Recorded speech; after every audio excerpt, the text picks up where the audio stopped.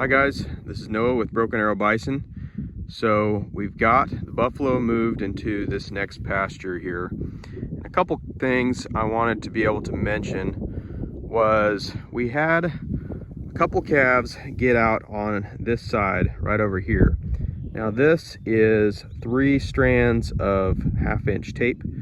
Now down there is a strand of 1/2-inch tape on the top. Then the 2 strands underneath it are the poly wire, and those 2 calves got out on that poly wire. Okay, so finally started having some trouble with this braided wire here and just a rope on top, 1/2-inch. I guess I should call it tape. Have a calf out here, and there's one over here too, and they got out from this wire here. So we're gonna get them back in with these guys, and then we're gonna switch everything over to this 1/2-inch tape and see if that helps. We got them back into here. We basically made another pasture, pushed them over here, and then pulled all the buffalo to here. So it's not really a big deal, but if it creates a habit, it can be a big deal in the future. But a couple things I wanted to mention was I had pretty good trouble with this temporary rotational grazing strategy at our last farm, and I was never able to really get it down with buffalo to figure out where the sweet spot was as far as how many wires, how high, the amount of space you give them, and how many days. There's a lot of different variables.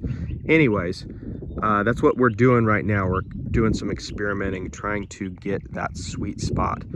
But what I really noticed here was, if you can see right here, this is grubbed up pretty good because this was an area that was burned on accident. And so that's really short. But over here you can see it's pretty long. There's a lot of grass left. But when they were pushing over here and those calves got out, what I noticed was there was a lot of grass left, but the green was gone. And if you can see this fence line here, the green is here. So we're kind of in a time of year where the green grass is pretty short, and they will nose down through the hay, I guess you could say, the stuff that's dry, for that green grass, and they'll grub off that green grass pretty quickly. And it's kind of like ice cream. Once they get a taste for it, they want more, and so they start pushing on these fences.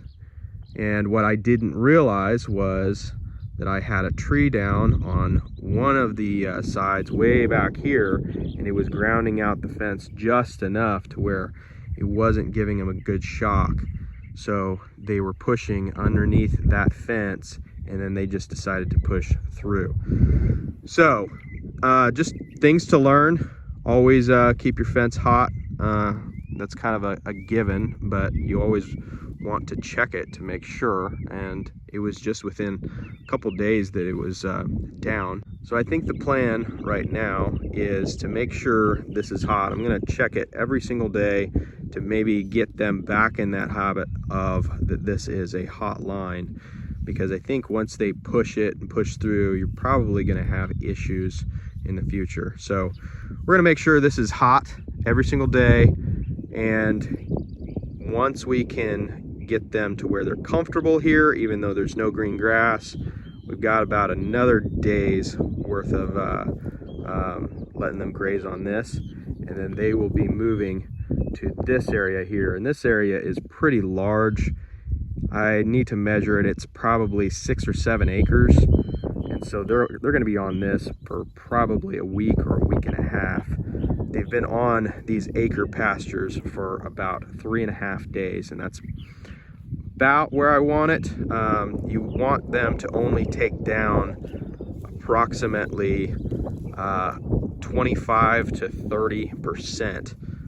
But right now you can grub it down a little bit more because it's mostly dry grass, and that can go to the ground. And the green grass, since it's not very long, can go down shorter because it can recover quicker. Walking coyotes coming over to see us. My name is Noah Gordon. This is Broken Arrow Bison, and we'll see you next time.